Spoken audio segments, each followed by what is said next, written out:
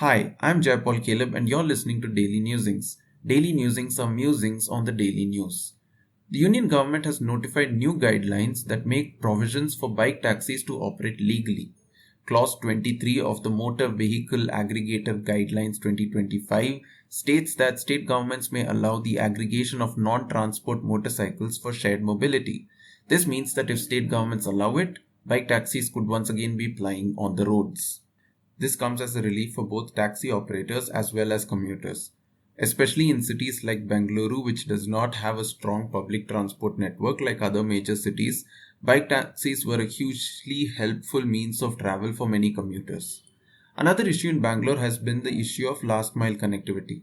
Bike taxis, especially on aggregator platforms such as Rapido and Uber, had been a solution to the problem of last mile connectivity.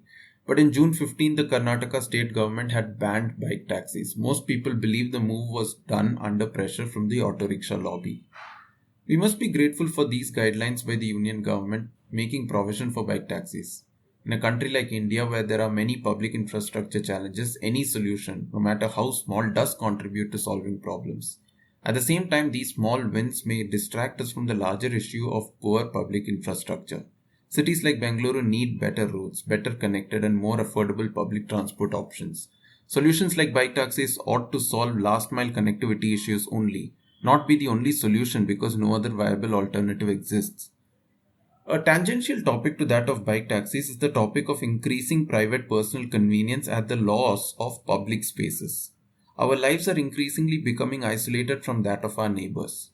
Think about food and groceries. Our food and groceries are delivered to our doorsteps, removing the need to interact with the local grocery shop owner or the restaurant owner. Each time the delivery partner is a different person, removing the need to form any sense of relationship with a person. We increasingly travel through individual taxis such as auto rickshaws or bike taxis as opposed to public transport. This removes the need to interact with fellow commuters.